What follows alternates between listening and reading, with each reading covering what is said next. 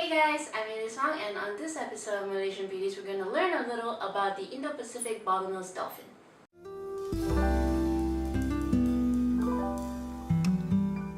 I did a time-lapse video along with commentary on how I painted and done this dolphin diorama. You can click on the pop-up link if you're interested and you can check that out. So, okay, let's move on to Malaysian Beauties episode. For this Indo-Pacific Bottlenose dolphin, the Indo-Pacific Bottlenose dolphin is very similar to the common bottlenose dolphin. Generally, it's somewhat smaller and slimmer than its common cousin. Its skin color is plain grey, somewhat darker dorsally and paler ventrally. It is greyish to milky brown with a noticeably darker cape and lighter belly, as you can see in my painting video. Some individuals have a spotted belly, but this is highly variable among individuals and is often age dependent. The young are generally darker and more uniform with less spots. The dorsal fin is high, fairly straight along the anterior margin but strongly curved along the posterior margin. The beak is stout and relatively thick when compared to other dolphin species. This species feed predominantly on fish but will also take squid. Indo-Pacific bottlenose dolphins are inquisitive, highly intelligent, adaptable predators capable of problem-solving, tool use, and exhibiting some flexibility in terms of prey.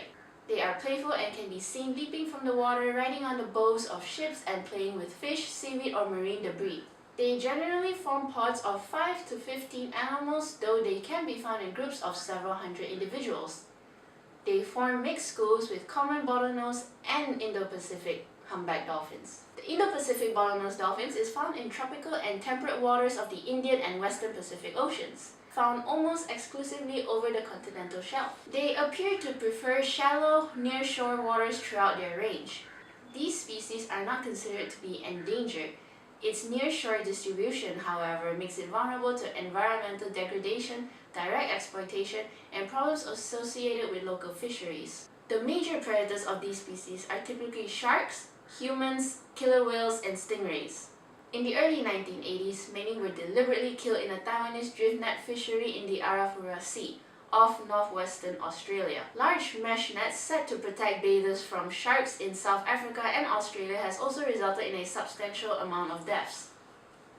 Gill nets are also having an impact and are a problem throughout most of the species' range.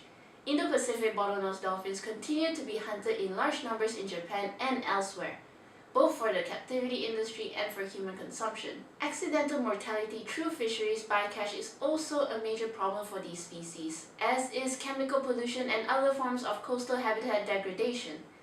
They are also distributed by harassment from boat traffic and commercial dolphin watching, as well as live capture for display purposes.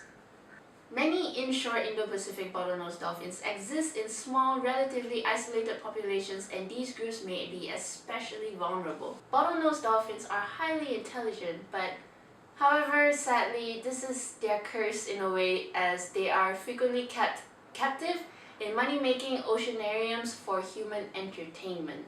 These dolphins are commonly found in captivity, causing conservation concerns including the effects of removing the animals from their wild populations, survivorship of these creatures during capture and transport and while in captivity, and risks to wild populations and ecosystems of accidentally introducing alien species and spreading epizootic diseases, especially when the animals have been transported over long distances and are held in sea pens. Bottlenose dolphins are one of the most captive ocean creatures on a global scale. Prior to 1980, more than 1,500 bottlenose dolphins were collected from the US, Mexico, and the Bahamas, and more than 550 common and 60 Indo-Pacific bottlenose dolphins were brought into captivity in Japan. By the late 1980s, the US stopped collecting bottlenose dolphins, and the number of captive-born animals in North America aquariums has increased from only 6% in 1976 to about 44% in 1996. These are about all the information I managed to find on the internet. However, I do hope this sparked a little activist in you and just want to do better for all these animals and wildlife. If you learned something from this video, please give a thumbs up, comment, and subscribe. It really means a lot. I'll see you guys on the next video. Ciao!